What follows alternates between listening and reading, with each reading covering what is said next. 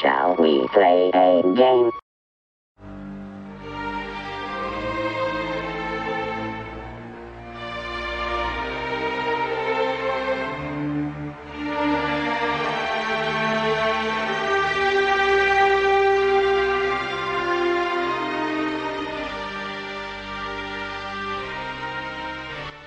Greetings world, we are Anonymous Denver.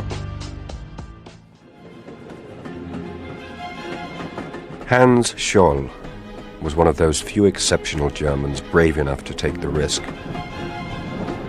The only pictures that survive show him as a young student at Munich University. It was there he'd learned to hate Nazism, how it crushed individual freedom. In 1942, with a small group of student friends, he began to print leaflets in secret. They called themselves the White Rose, white for purity. We will not be silenced. We are your bad conscience. The White Rose will not leave you in peace. At first, Hans's sister Sophie was angry, terrified that he should run such a risk. But she too loathed the Nazis.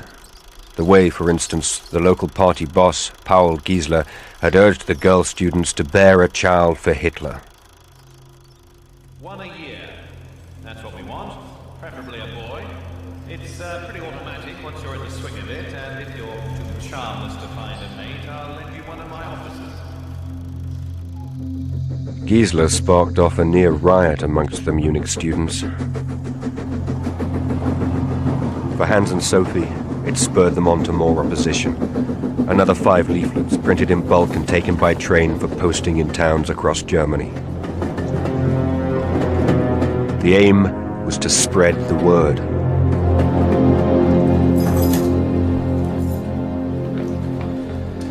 In the name of the German people, we demand of Hitler the return of our most valuable possession, freedom. Who's it come from? A leaflet of the resistance movement in Germany. How did they get our address? I don't know.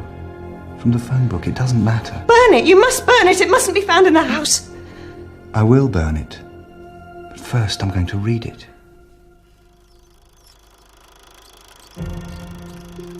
On February the 18th, 1943, Hans and Sophie were spotted in the empty university, showering leaflets down the central stairwell. They'd known the risks. Sophie had said just days before, "So many people have died for this regime. It's time someone died against it." they were arrested, tried, and beheaded for high treason. I never saw these 2 young people. I heard only bits and pieces of the story broadcast from London. But the importance of what I heard, I could hardly believe it. This is the BBC Home and Forces program. The Scholls are the first in Germany with the courage to speak out for the truth. One day we must all make a pilgrimage to their graves and stand before them, ashamed. It is time you were made aware of the atrocious events occurring upon our domestic soil.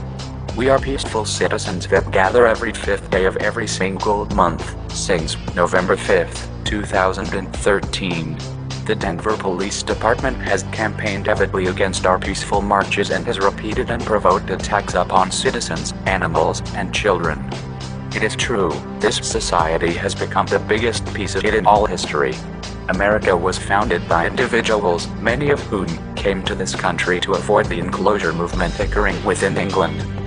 Population expansion had increased after the Great Plague, and aristocrats took over the land of the people who were granted lands to help recover society when it behooved the Queen.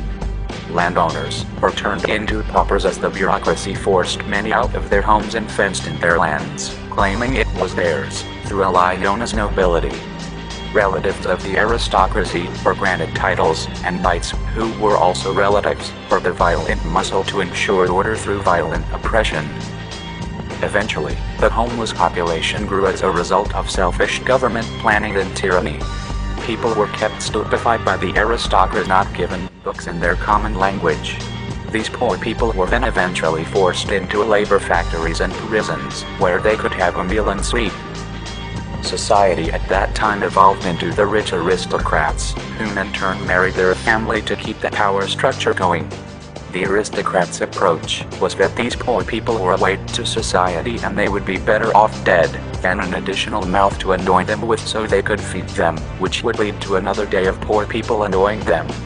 The Christmas Carol is a movie depicting this very lack of humanity. People, Christmas was only the time Scrooge became aware of his black soul and changed, but it was not a seasonal change as you do in America. This country's hypocrisy cannot be more portrayed than in Denver.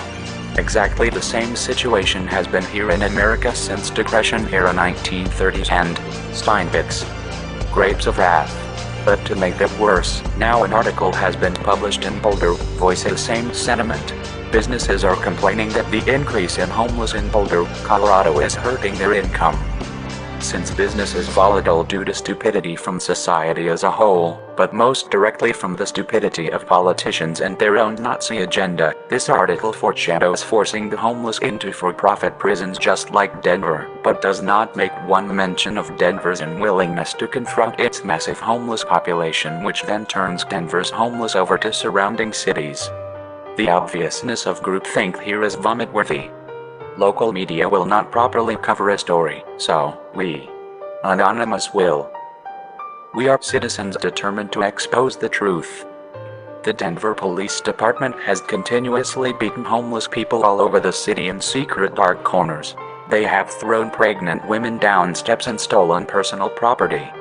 Considering the foreclosure crisis of 2008, we would expect a comprehensive approach to the problem, but instead, the Denver Police Department has resorted to attacking us almost every March. They have escalated the situation from obvious government tyranny to outright Nazism. The DPD has outright black-bagged people on the street. We have witnessed 4 to 7-man police squads seizing individuals for risking to sit down on a curb or sidewalk. They grabbed a student that had fallen asleep under a tree with a book under his head, likely from the local library, and proceeded to question him, asking if he was homeless, after of course, groping his genitals for no good reason. Pure tyranny. You, the ignorant citizens, are easily tricked by these intimidation techniques until you become molested of your independent spirit, until you become a zombie, with no useful brain, just like in Europe. You have forsaken your country, your heritage, and every step this country has taken to get away from the subjugation of the individual by another. Now, you own nothing. You do not own your car. You do not even own your corporation. You have been pacified and drugged into submission by actual Nazis, and you ignorantly consume and call it satisfying. The foreclosure crisis was predicted and preventable. Housing value has increased 300% in the past 20 years. Gasoline prices have increased 300% in the past 10 years. Food is currently tripling. And when crisis comes upon you, as it does upon all who miss a mere few days of work, you will find you are not allowed to walk down the highways. You will find horses are no longer transportation. And you will realize that you are a fool. Too late. To the Fraternal Order of Denver Police. You think that your pensions will not disappear like those in Cleveland. You really are gorillas then. You have wits, have not clue who is handling your pension funds. You have no clue your pensions are actually paying for the destruction of your children. You kill your own children by your inaction. Your continued tolerance of tyranny within this state and this country is outside the confines of the rule of law, as you have no constitutional authority. Article 6, Clause 2, states, "The Constitution is the supreme law of the land," which means the First Amendment is still very much in effect. We are allowed to disseminate information from sea to shining sea. You are pathetic. You have no consideration for the impact of your actions upon real people. You disregard the foretelling of the military-industrial complex, and you selfishly and greedily subjugate those around you, in spite of the Fourth Amendment, which protects us from unreasonable search and seizure. And you sheriffs stand by and do nothing when a 12-year-old girl is nonchalantly knocked to the ground so you can push us into an eatery and charge us for disturbance of peace.